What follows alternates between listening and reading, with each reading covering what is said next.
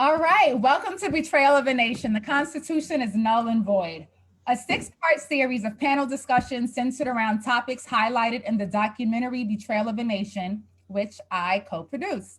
My name is Brandy Webb, and I'm also the director of Betrayal of a Nation. Betrayal of a Nation is a documentary that puts the United States government on trial for crimes committed against Black and Brown people. As promised, we are live here on Facebook, and our talk back will be on Clubhouse at 9 p.m. We want to hear your thoughts on the topic, so please join us and speak your truth. We will be live for the next consecutive Tuesdays at 8 p.m. Eastern. Tonight's show is part 4 of the discussion, mass incarceration. We are trying to galvanize support behind the documentary, and we need your help. So I am asking our viewers to please take a minute to share this live video and personally invite 5 people who you feel would be enlightened and inspired to join this discussion. Hello, everyone. I'm Trina Asidu, and I'm the co-producer of Betrayal of a Nation. Betrayal of a Nation will premiere soon in the upcoming weeks. We should be making an official announcement this week. In the meantime, allow tonight's discussion to get your wheels turning and your fire burning. Before we kick off with panelist introductions, we're going to play a short promo clip that gives you a little sneak peek into the documentary.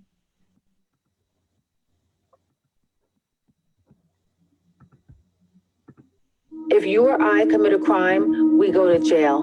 So why would it be any different for the institution that set the example? America needs to be taken to trial by the world. It should have been held accountable for Emmett Till and everybody else. Government of the United States, you are charged with hate crimes for enabling racists to spew hate towards Black and Brown communities. You are charged with obstruction of justice for lying about the course of investigations as it relates to citizens of color. You are charged with rape, Child abuse, aggravated assault, murder in the first degree, and voluntary manslaughter. Cruel and unusual punishment. You may be seated.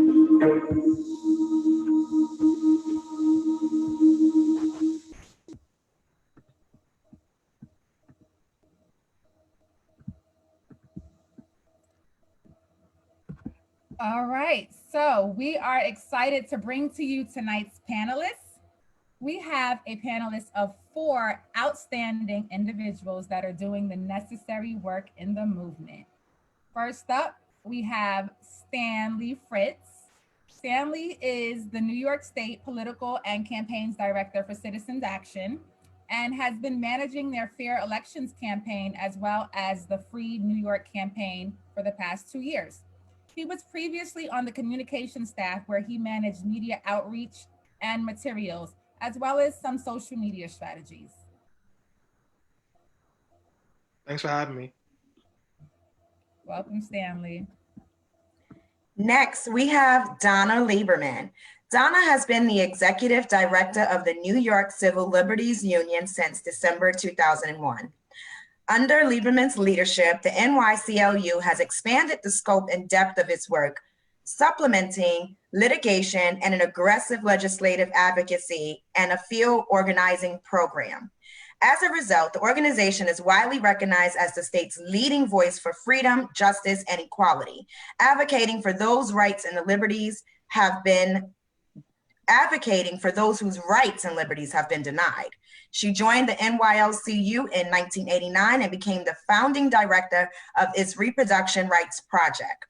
Lieberman began her public interest legal career as a criminal defense lawyer in the South Bronx office for the Legal Aid Society, and she later acted as executive director of the Association of Legal Aid Attorneys. Welcome, Donna. Thanks, glad to be here. All right, up next, we have Ajamu Baraka. Ajamu is a geopolitical analyst, organizer, writer, and human rights defender with over 48 years of movement work in the US and internationally. Ajamu is on the executive committee of the US Peace Council, the leadership body of the United National Anti-War Coalition, and the steering committee of the Black is Back Coalition and national organizer for the Black Alliance for Peace. She was recently awarded the U.S. Peace Memorial 2019 Peace Prize and the Serena Sherm Award for uncompromised integrity in journalism. In 2016, Baraka was the Green Party's vice presidential candidate with Jill Stein in the 2016 presidential race. Baraka has appeared on many digital outlets such as CNN, BBC, Telemundo, and ABC's World News Tonight, to name a few.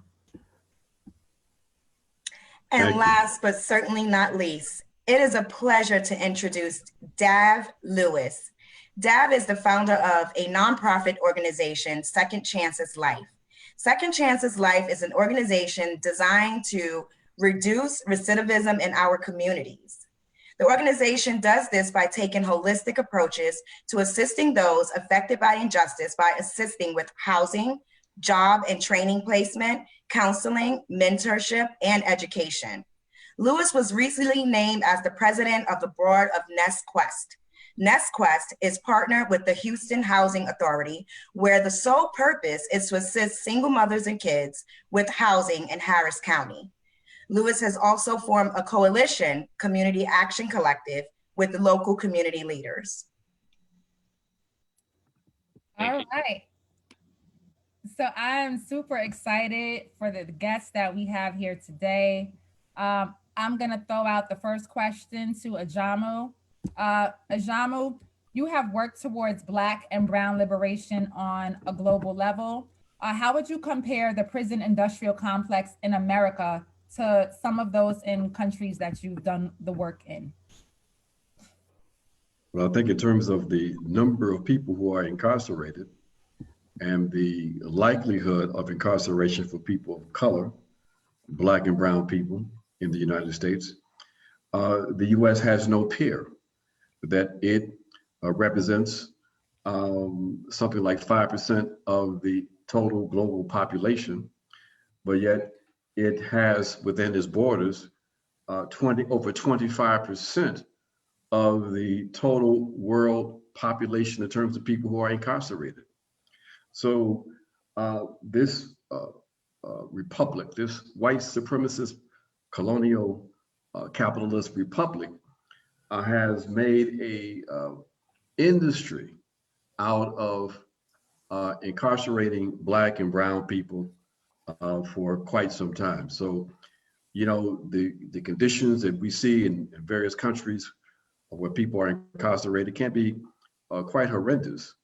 But, you know, the conditions in the US, while physically may not be as horrendous as you find in some global South nations, the psychological impact can be and is much more devastating in the US than any other place. So in many ways, the US is without peers in terms of its ability to incarcerate citizens and residents inside the borders of this nation. Thank you. Hi, Stanley. My question is for you. So Citizens Action of New York tackles a suite of issues. I'm going to mention them for the purpose of our audience because we never know if someone in our audience needs help or knows someone who needs help. So Citizen Action tackles issues relating to democracy, education, climate, healthcare, housing, gender and worker justice, and most importantly, our focus for this evening, mass incarceration. Why do you think, Stanley, that jails and prisons are seen as a social safety net? Jails and prisons are seen as a social safety net because capitalism doesn't have a solution to deal with poverty besides the fact that poverty and those who are struggling with mental health issues or other issues help those who are rich get richer. So you have to create a mechanism in which to contain or at least hide the very clear societal issues without spending extra money or hurting your bottom line.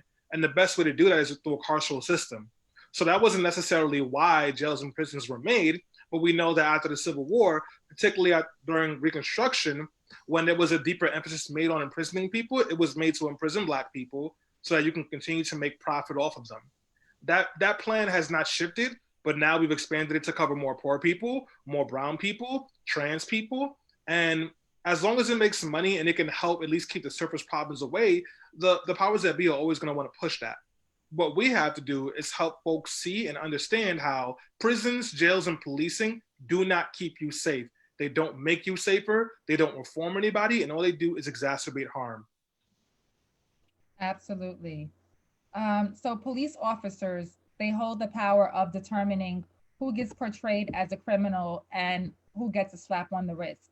Uh, so let's just talk about that a little bit. How is it that a disproportionate amount of Black and Latinx people have ended up incarcerated? I mean, surely white people commit crimes too. So I'll let you tackle that, Stanley, and then we'll go around the table. Sure. So once again, there was a concerted effort dating all the way back to Reconstruction to incarcerate Black people. We've looped in brown folks into that, women, trans people, and actually the fastest growing group for the prison population is Black women right now. So while the numbers for Black men has gone down, or even you could say stabilized, Black women have gone up higher. And it's very simple. Like, this country is built off of white supremacy, capitalism, and sexism. So if capitalism is going to work, you need somebody at the bottom of the boot. White supremacy and racism helps establish a person at the bottom of that boot. That's Black folks. And what do you do with the people at the bottom of the boot? You incarcerate them if you can't make money off of them. Right. Absolutely. Donna, would you like to chime in on that?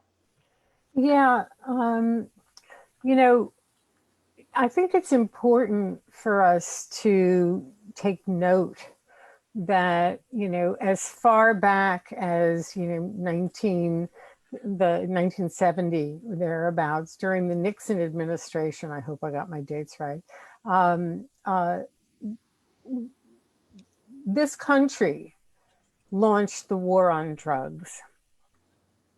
And the war on drugs, we have learned, though many of us suspected it long before we learned it, and it was documented, the war on drugs was launched by this country, by the Republicans at the time, in order to incarcerate Black people, in order to destabilize communities of color, in order to vilify both Black people and leftists.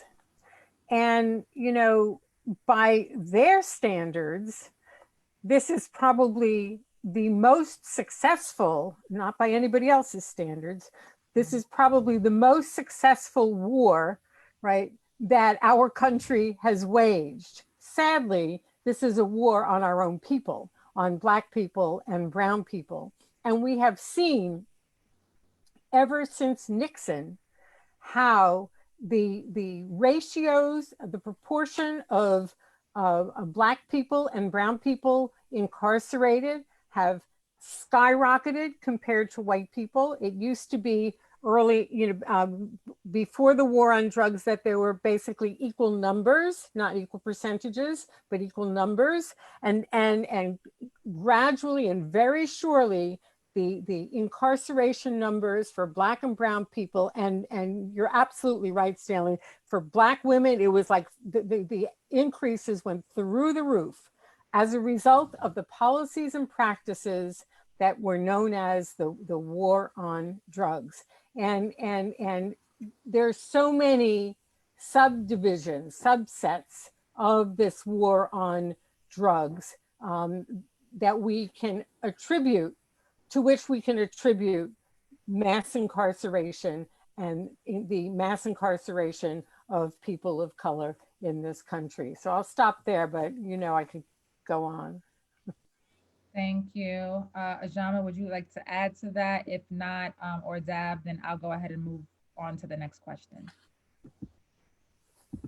Well, I think that all the speakers touched on it, that it's important for us to sort of contextualize how we got to where we are today.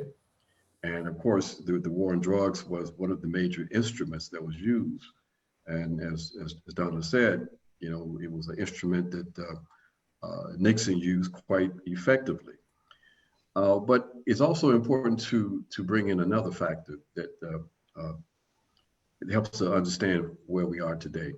In the 1970s, there was the concerted attempt on the part of the state to clamp down on what they saw as the excesses of the 1960s and into the 1970s. And there was a very, I think, marked turn toward a hardened attitude toward people of color, toward leftists, and a real commitment that the state was going to toughen up and use its carceral weapons against this restive population. So we see beginning in the 1970s and through the 80s into the 90s, a steady increase in the numbers of people who ended up incarcerated as they changed various laws, moved toward mandatory minimums in the 90s. And that was part of the process of clamping down on the population. The other factor, the economy was changing. So there were entire sectors of the population that were now becoming redundant, superfluous in the economy. And what do you do with those redundant populations? You incarcerate them. They become a social problem. So that's what we had. That's what helped get us where we are today, these kinds of structural and political changes. Thank you for that. So about 70% of incarcerated people that sit behind bars haven't actually been convicted of a crime. Can you explain how the cash bail system and lack of proper representation have played key roles into this? So I'll let you respond, Ajamo, to the best of your knowledge, and then I would like to hand that off to Donna, and then Stanley, and then we'll come in with the next question for Dav. Thank you. Well, I think that Donna's probably has a whole lot to say about this. She's right in the middle of that process, but it's a barbaric process that's had a devastating impact on people of color, poor people. So I would defer to Donna's expertise on that one. Well, bail, the bail system is a system where you are allowed to get out of jail while you face criminal charges if you can pay for it, and you're not allowed out if you can't. And so it's basically pretrial detention for poor people and get out of jail free for rich people. The problem is that we all know that well, it's well documented that if you're out of jail before trial, chances are you'll never go to jail, right? So not only are you more likely, if you are low income or poor, to be in jail when you're accused, but you're also more likely to be convicted and do jail time. And there's all sorts of pressure, of course, on people who are incarcerated. So what bail does, and New York has recently reformed our bail laws, and that's a good thing. The reforms were not as extensive as they should have been, but they were pretty good and they were marked progress. And they provide that basically for the vast majority of low-level offenses, you're automatically entitled to get out of jail pending trial. So when you're accused, you get arraigned, but then you get to be free while the case is resolved. The numbers of people incarcerated in New York have pre-trial have gone way down. And I'm sorry, I don't have the exact number. I don't have the approximate numbers now, but we know that the population, for example, at Rikers Island has gone way down. It's less than half of what it used to be. I think now it's about 6,000, and it was as high as 15,000, 20,000 at one point. This is punishment without conviction. The fundamental premise of the American justice system is innocent until proven guilty, but that doesn't mean that people don't get punished just by being accused. They get punished all the time. The NYCL, you know, the right to counsel, which is protected under the United States Constitution, is essential to the system of justice. Yet, the New York Civil Liberties Union had to bring a class action lawsuit here in New York State to establish the right to counsel and turn that into a reality for people standing accused of crimes here less than 10 years ago. And we know that if you go to jail, if you go to court without a lawyer, your chance of being able to get yourself out and to beat the case, whether you are innocent or not, the presumption of innocence means nothing. So bail is a means, it's coercive. We've all heard of people who say, well, I just pled guilty to get out. People were forced to do that all the time. Khalif Browder was killed by the bail system. He was killed by the New York State bail system. He couldn't pay bail. He was accused of a crime that he was incarcerated for almost 3 years for, held in solitary confinement at that horror torture place called Rikers Island for a good chunk of that, and was essentially killed, driven to suicide as a result of the trauma that he suffered. So the bail system, which has been reformed, it is not fully reformed, and trust me, the PBA, the District Attorneys Association, the Corrections Association, are all the Correction Officers Union, not the Correctional Association. The Corrections Officers Association, they are all fighting to return to the bad old days. They were fighting to stop bail reform before it even took effect. And so that's something about bail reform. I hope I answered your question. Yeah, thank you so much.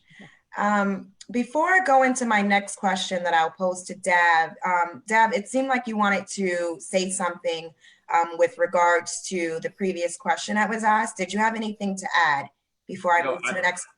Yeah, I just wanted to say we've also in Houston, bail reform has been implemented on a misdemeanor level, and we're now in the process of doing that with the felony courts as well. And I'm excited to see that continue to move forward as we reform the system, because it's a violation of the 8th Amendment, you know, and when you think about that and having these excessive bails, it's been proven to be so effective, you know, in people. And I don't think people think about the ramifications of someone going to jail for a speeding ticket and having to sit in there and thinking about you lose your job. If you have kids and you're a single parent, like what happens to your kids? So there's all these things that people don't think about when they think about not being able to forge a bail. Sandra Bland would be alive today if this wouldn't have happened. Khalif Browder. So I mean, there's so many things that this system has no empathy for the poor people, you know, but it wants to profit off the pain of poor people. So I'll leave it at that. But yeah, I just wanted to add that in there. Thank you so much. So based on the amendment to bail reform, judges have even more power over an individual's life. Now, judges will be able to set cash bail based not only on the crimes committed, but also on the person's legal history and status, allowing for more cases where cash bail could be used. How detrimental is it to the African American and the Latinx communities for judges to have this sort of power? And I'll throw that at you, Dav, first. Again, like I don't think, and I want to make sure I answer the question correctly, right? You're suggesting that people not being able to afford bail in general because it goes to a cash bail system. Is that what you're implying? Right. So the amendment to the bail reform allows judges to have even more power over setting cash bails. And now they're looking back at your history and your legal status. how detrimental is that to the African American and Latinx community? And I think I just want to interject really quickly and say that I think that that's not that it's different on a state to state basis. So that may not be the situation in your state. But if you can answer to the best of your ability, and then we'll take it around the table. Yeah, and I touched on this earlier, how the Eighth Amendment talks about you can't set a bail amount at an amount where the person can't afford. That's why like reforming the bail system is necessary, because it also touches on the Eighth Amendment, where a lot of times, like what Donna touched on earlier, where if you're rich, it doesn't matter what the bail amount is, you could probably get your way out of jail. If you're poor and they set the bail amount at an excessive amount, you can't get out, so you're just sitting in jail. So now I've seen where there are standards in courts, like in the misdemeanor courts. I think legally, if we're going off the Constitution, I think the only thing that person can't post bail for, if I'm not mistaken, Madonna can correct me on this, but I think it's capital murder. I think that's the only crime that suggests that the person can't have a bail. Like, you can say no bail for this person. Everything else, the person is allowed bail, and it's supposed to be at an amount which this person can afford, especially for nonviolent crimes. So I've seen bail amounts set at $100. Like, there's been kids coming there for weed and drugs and things like that, and their bail amount is $100 at that time. So I mean, I think as long as if you have a judge that is upholding the Constitution and staying within the law and applying the law equally, I don't see that being a problem. So I'll leave it at that. Thank you, Dav. Stanley, what are your thoughts? Yeah, I mean, I just want to be clear. Like, the bail system, the entire carceral system is a sham meant to put people in cages, and is unnecessary. Bail, no matter where you go, is a complete sham, because, as Dav rightly said, it targets poor people and creates scenarios where people with money can buy their way out of incarceration. Also, as you're incarcerated, it makes it more likely that you will sign a plea deal, because you need to get out of the jail and into work. In New York State, we passed a bail law in 2019 that would have made, I think, up to 85% of nonviolent misdemeanor offenses no longer bail eligible, which means that if you got caught one of those misdemeanors, you walk home the same day. The law was implemented officially January 2020, and it was rolled back April 1st, 2020, after a pretty intense campaign by the police officers, district attorneys, and different unions to say that it was a law that was going to allow criminals out into the streets. It wasn't. But because of those rollbacks, judges got new powers in the bail law. So now, not only could they incarcerate folks who had misdemeanors, but they could also incarcerate somebody and put bail on them if they got arrested for one misdemeanor and then re-arrested for another misdemeanor, because now they would be repeat offenders. They tried to put a risk assessment and dangerousness into the consideration, but we were able to beat that back. But I just do want to say that, once again, bail is a tool of capitalism, and it's used specifically to target Black people, poor people, women, and those in the LGBTQIA system. In a true system that looks for accountability and worries about flight risk would not work so arbitrarily against Black and brown people. Whereas Dav mentions, you're not supposed to give somebody more bail than they can afford, but I can give you at least 3 examples where a 17-year-old kid was given $1 million bail for attempted murder, even though all the witnesses said that it wasn't him, based off of a cop's word. And in the Bronx District Attorney's Office, they've gotten in trouble multiple times for purposely trying to set bails they knew that people they had there could not afford. Stanley, when you say that bail is a sham, no matter what state you're in, I wholly concur with that. But I just would like for you to just touch on briefly about like the fear mongering campaign that took place in New York State, because that's what the first thing that comes to mind when I hear you speaking about this and talking about the bail rollback. Yeah, so first off, because of great work from folks like Donna, groups like Vocal New York, Legal Aid, Brooklyn Defenders, Citizen Action, etc., we were able to pass probably one of the strongest bail reform laws in the country, period, which would make almost all nonviolent misdemeanors and some Class E felonies removed from bail eligibility, where once again, you could walk home. And that did help significantly reduce the jail numbers all across the state. In Rikers, I think we were seeing a reduction of almost like 1,000 people by the time we hit February. In Broome County, there was I think like about a $500 decrease. And in Broome County, 80% of the people who were being held on bail and sitting in jail were Black. So this was significant.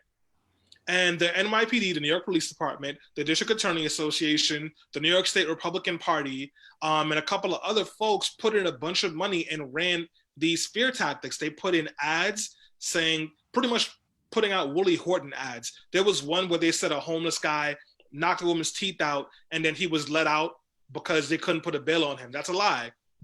That man assaulted that woman. He was bail eligible. He could have stayed within the jail. They let him out. The cops followed him around all day and then arrested him for panhandling. Didn't even take him to the court. Took him to the precinct, called the New York Post and had them there to take a picture of him and then fed them that story. And those are the kind of things that were happening. So New York State went from having over 65% of New Yorkers supporting bail reform to by the time we were at the end of January, 65% of New Yorkers supported rolling it back.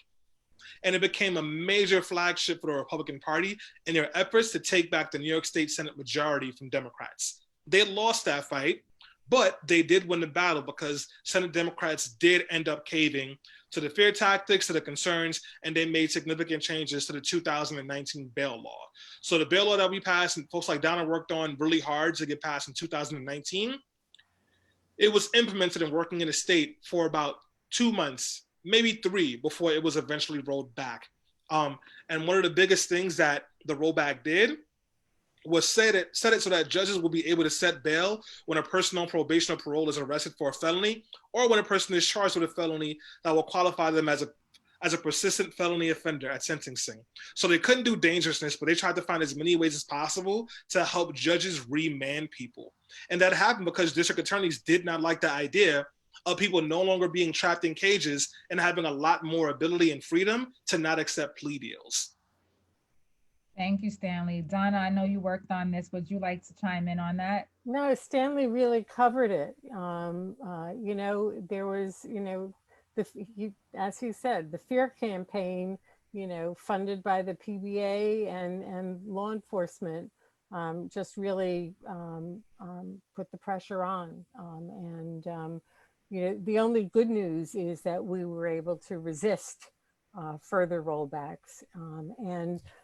You know, I mean, the other piece of this, I guess, is that at the same time that New York passed bail reform, we passed discovery reform, and we have been operating for years in New York with a justice system that was so lopsided in favor of the prosecution. It's mind-boggling.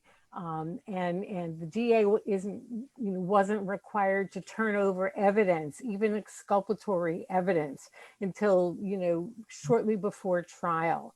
And people could be incarcerated and not have a clue what the evidence against them was. So the discovery reform bill, which accompanied bail reform, made a huge difference in allowing people access to the information about the case against them, to reduce the coercive nature of the system and the imbalances.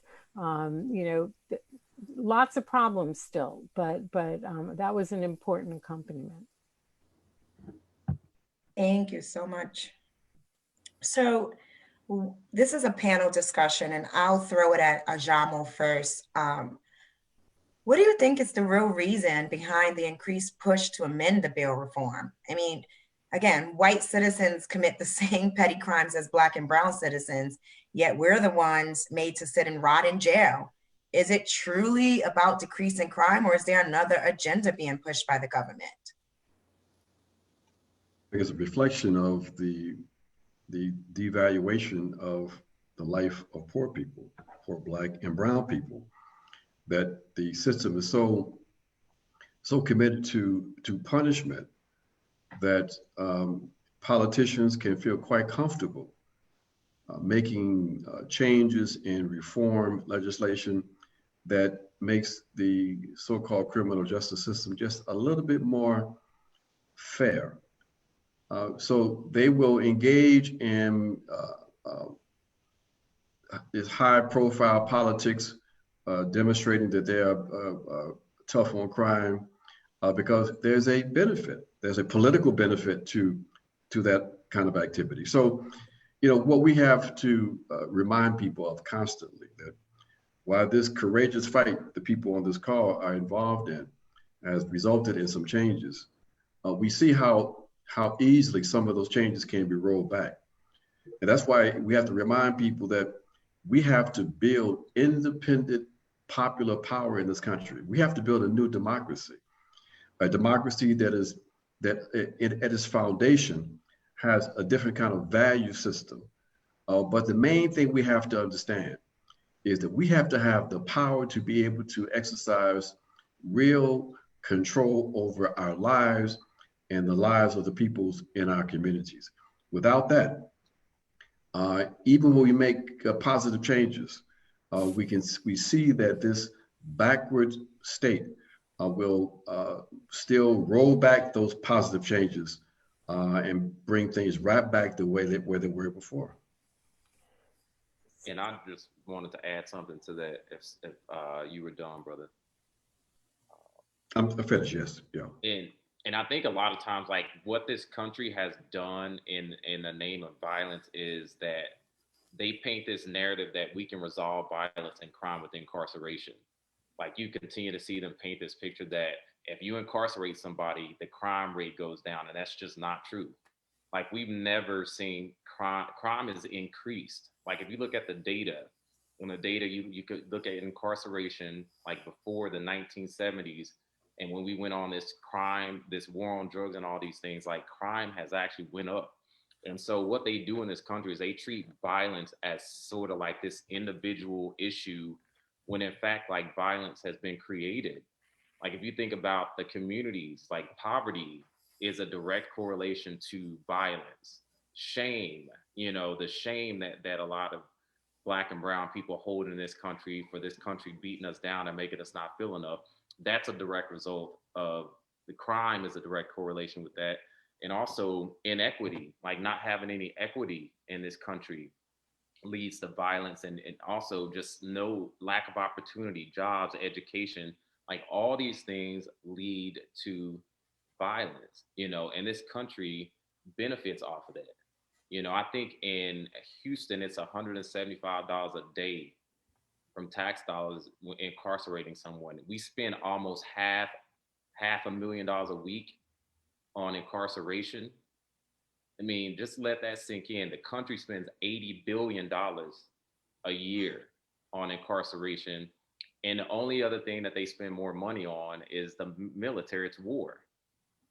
So all the things that they continue to put money towards, like if you look at the city budgets, 40%, typically like 40% of the city budget goes to police officers in this country. And that goes to ensure that they continue to make sure they profit off of Black people's pain. So I'll leave it at that, but that's really what this is about. They have this false narrative that they continue to paint to the community, that we want to keep these criminals off the street. And they not once think about people that commit violence have also been victims of violence. Like, almost everybody that I know that commits violence has also too been a victim of that. And so they don't want to address the why. They just want to address the what happened in this country. And until we start doing that, nothing's changing. If I could jump right back in for a quick second to follow up, I think those points are really, really critical, really, really important. I think, though, what we also want to think about when we talk about violence is two things. The vast majority of the people who end up incarcerated are incarcerated for nonviolent crimes. The second thing is that we have to maybe think about what we mean by violence in a different way, different kind of way. You see, I say that the conditions that create poverty is a form of violence. Mm-hmm. A system that creates poverty, that makes it impossible for people to be able to live decent and dignified lives, that creates the conditions for so-called criminality. These are all, I think, manifestations of state and structural violence. But the people who are creating those conditions, they're not the ones going to prison. They should, but they're not the ones going to jail.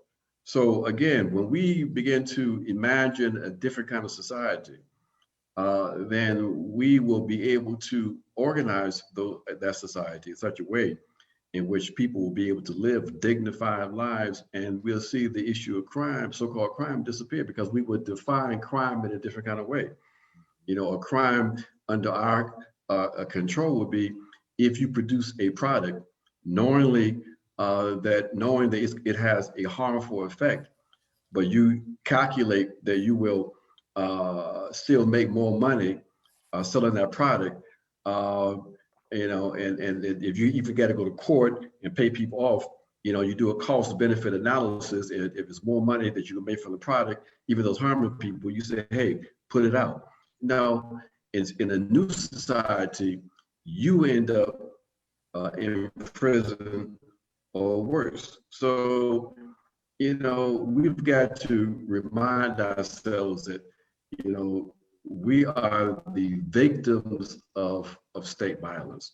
The punishment system are victims of state violence. And again, we've got to build power for ourselves in order for us to be able to change these conditions and change that relationship.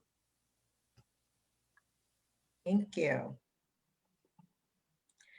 So my next question is to the panel, and I think it kind of addressed what you say. So I'm going to actually throw a question at you, Dev. Thank you so much for the work that you're doing with the Second Chance program. I personally didn't know anything about the program, but I think the work that you're doing is so vital to the former incarcerated individuals' success. There's so many nonviolent offenders, like Ajumu mentioned, who get mentally affected by the prison experience. So your program focuses on the mindset, and I really like that. Can you tell us a little bit of a backstory to the program, and can family members of an incarcerated individual join your program? Sure. So we, just in Houston alone, so we've helped over 50, in the last 3 years, there's 1,500 individuals and families in the program. So it's not just for one or just for individuals, but it's also families including kids. And so the program, we started the program in Los Angeles back in 2015. And my idea behind the program was to, while we're inside of this matrix and inside of this system waiting on laws, amendments and these things to happen, like what could I do and what could we do in our community to help our brothers and sisters that are coming home? Because we did a lot of research on these reentry programs, and there's so much red tape with reentry. You'll hear reentry a lot of times, and there's not a lot of communication on the inside of these jails and prisons that are going on. So when people get out, they get $50 a bus pass, and you're left kind of on your own. You just go, and if you've broken trust with your family, your friends, you really pretty much are homeless at this point. And if you're in Texas and you have a felony, you cannot rent an apartment. You can't purchase a home. You can't work at McDonald's. You can't work at Walmart. You can't work at Whole Foods. Now, mind you, you may have been incarcerated at a place that is also manufacturing products for these same corporations that you can't work for when you get out. And so those kind of things, like when you think about the challenges that people have when they get out, and what the system does is they expect that person to not be able to get ahead. And so when you can't get ahead, you commit a crime. So if I can't work, if I can't live anywhere, I'm going to break in your place. I'm going to steal from the store. I'm going to do something to survive, or I'm going to sell drugs. I'm going to do what I have to do to move ahead. And so what we did is we looked at taking a holistic approach to addressing this issue, which is we've made partnerships with local businesses. We've gone to them and had conversation with them about what our program is, what we're looking to do. We don't really turn people away from the program, even people that have committed violent crimes, as long as it wasn't heinous and it wasn't these crazy crimes that are out there. Most people that come to our program, are nonviolent offenders, or they've done something when they were 15 and it still has haunted them their whole life. And so, and we create these individual programs designed specifically for that person, because not everybody needs the same thing that come in the program. Like it's just not you can't paint a broad brush and say everybody that has committed a crime needs this, because that's just not true. Some people literally just need somebody to talk to. It's that simple. Some people need someone to help them navigate the internet. Some people have trouble getting an apartment. They have a good job. They have all these things. Some people need that. Some people need help writing a resume. Some people need help like reconnecting with their family, and they need some coaching on how to do those things. Some people need help understanding how to interview. So there's all these different needs that people have where there's not and I'm not going to say that, but there's so much red tape with them getting those resources. Some people don't have transportation. So how do they get there? Some people don't understand that when you're coming out of incarceration, you've been incarcerated for the last 15, 20 years. You can't just walk in a business and get a job today.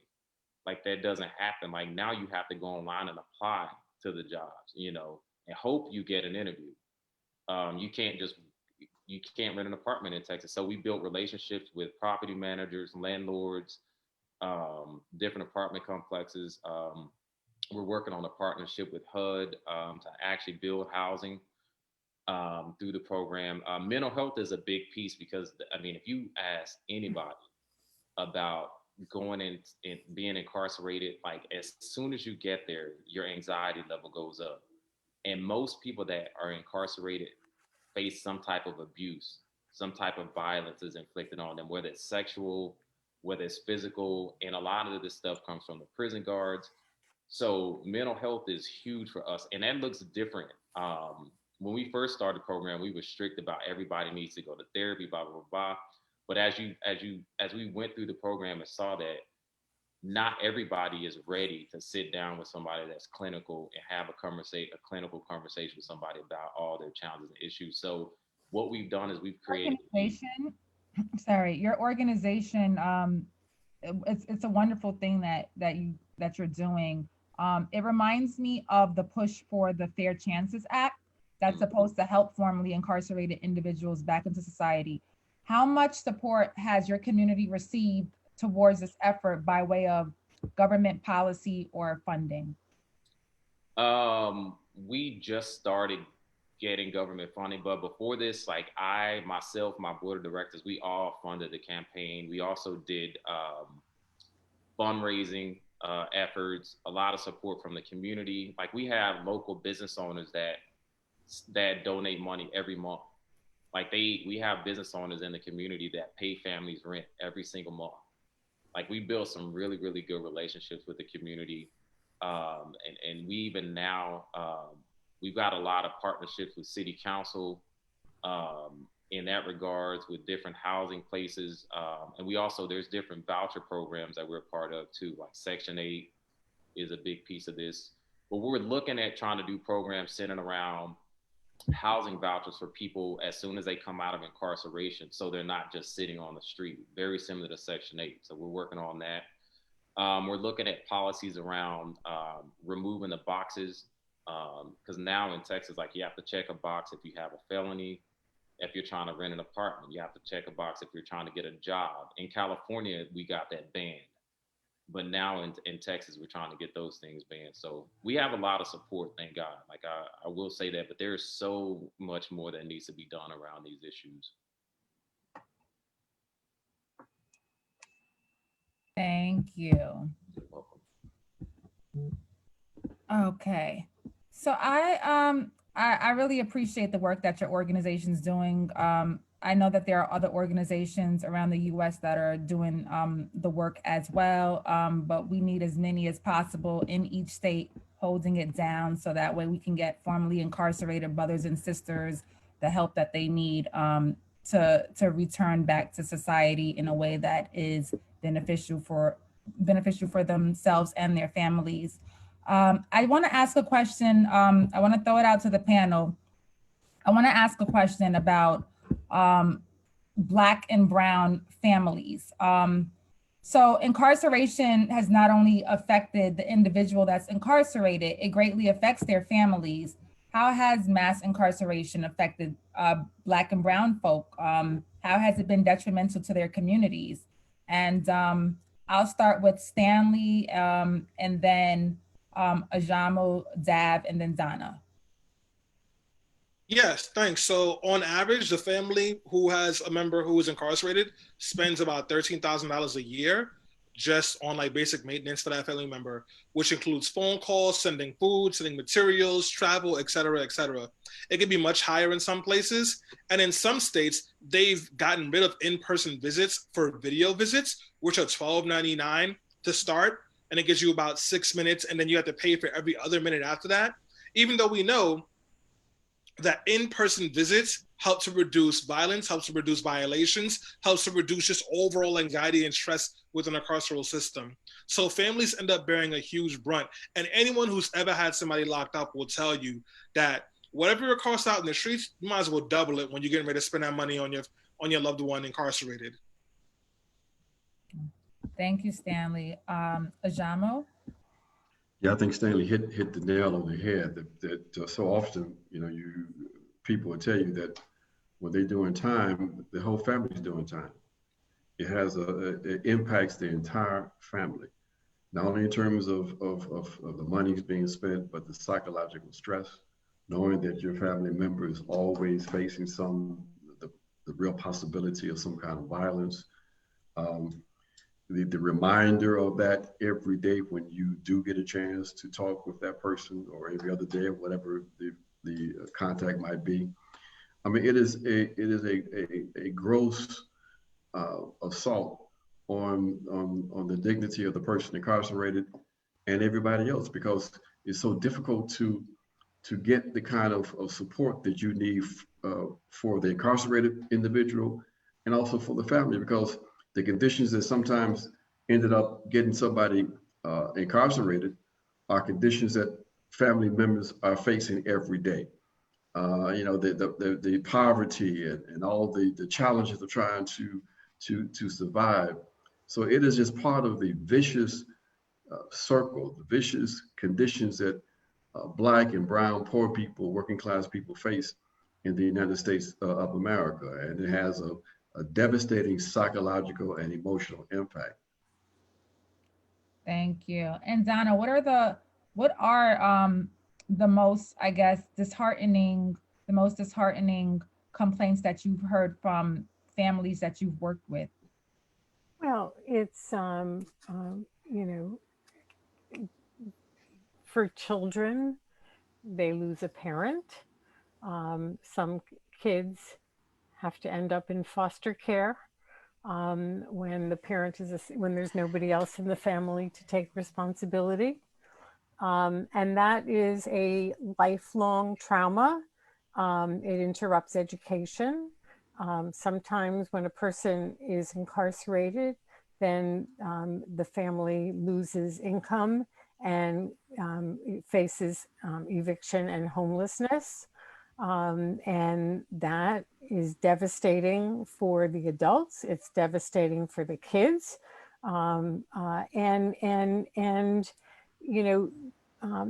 Oftentimes incarceration is either a product of, or the behavior that leads to it is a product of mental illness or causes mental illness. Either way, right? The only way this society deals with mental illness in a consistent manner is through incarceration. The biggest provider of mental health care, if you call it care, in New York City is Rikers Island.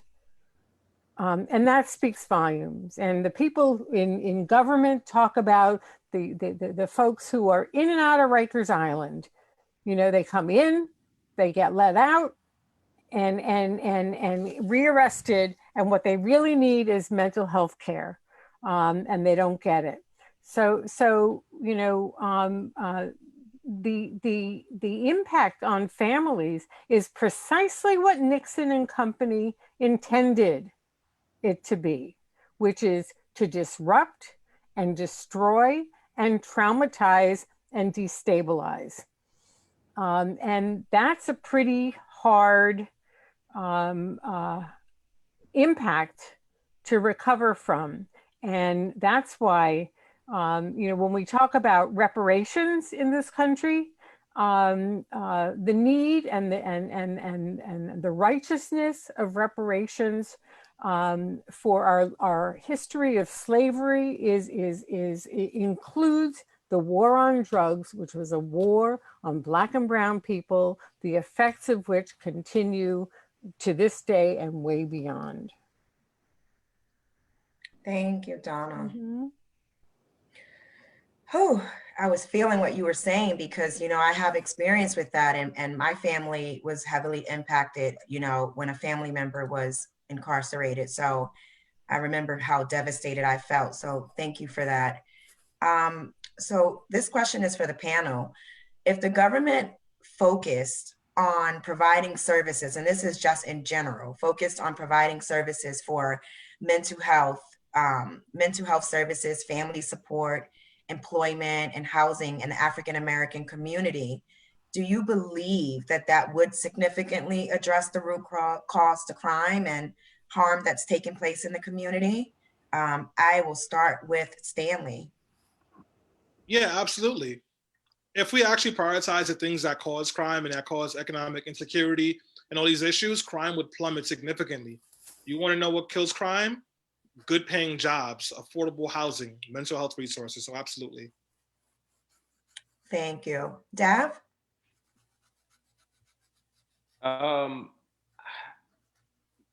think to a certain extent, I think this whole system needs to be dismantled.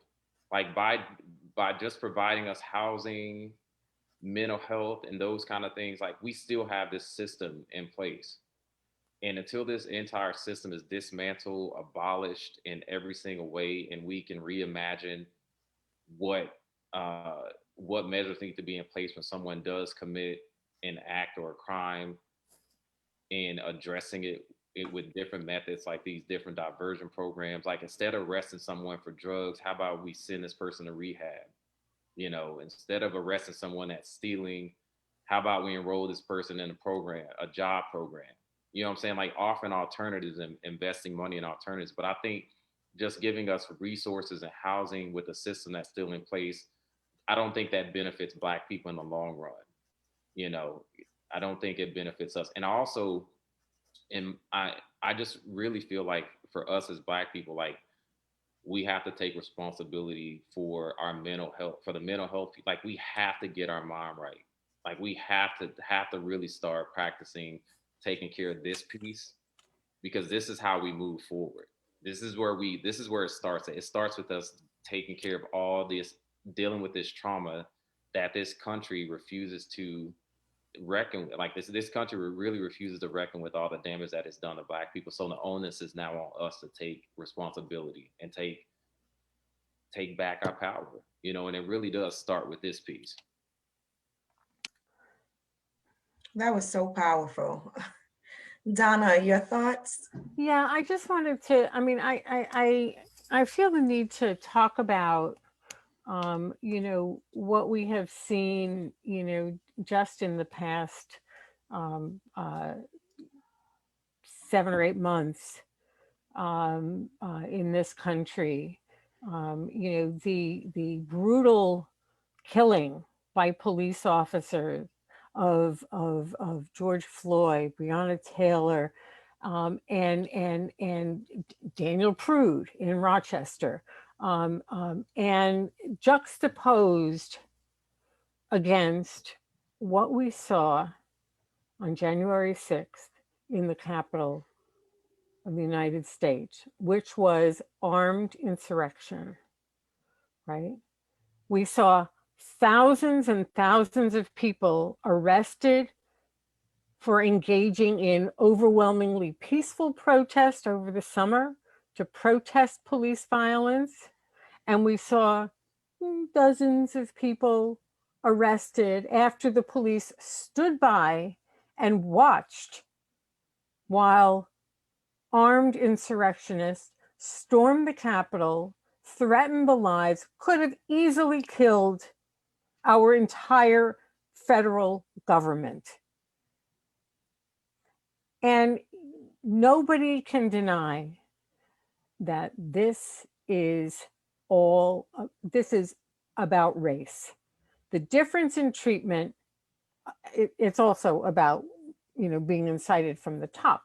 But there is no way that a group of Black demonstrators going near the Capitol, even just going through around the metal detectors, would survive 30 seconds without being arrested.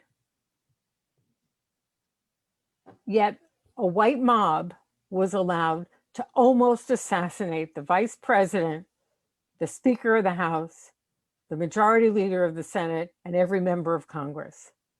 So, and even, I believe that people should be allowed out on their own recognizance. But I got to tell you, when I see a person who was out there saying that she wanted to assassinate members of Congress, out on bail, pending charges of insurrection and possibly murder, right? And Black Lives Matter protesters having beaten up brutally for being out past curfew, for protesting policing.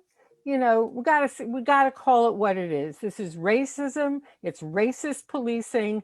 And if there's any silver lining to this, it's that it's there for the whole world to see now. And nobody can deny that policing is about race. It is a vehicle for racism, and we have a national reckoning to deal with. Thank you so much, Donna. Ajamu, do you have anything to add? Well, I would say that I think we're getting to where we need to go in terms of trying to understand and how we begin to really address these issues.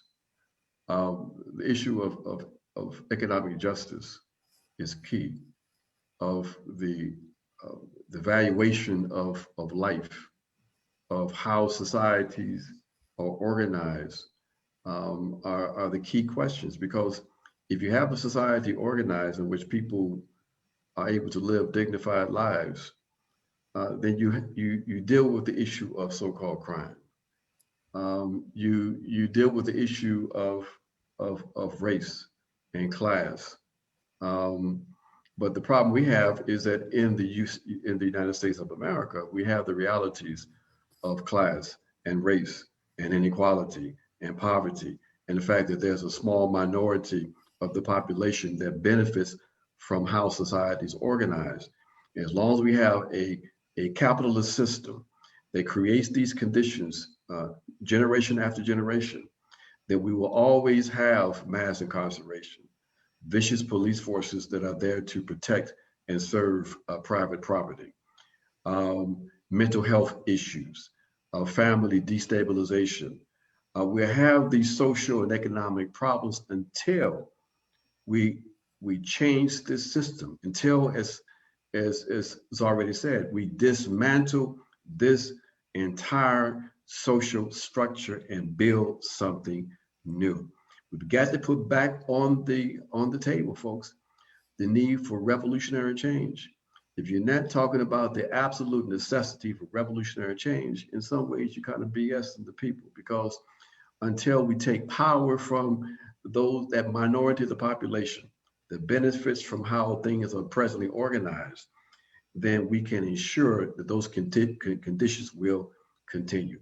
Our responsibility is to make sure that we put a break, we put a stop on these conditions.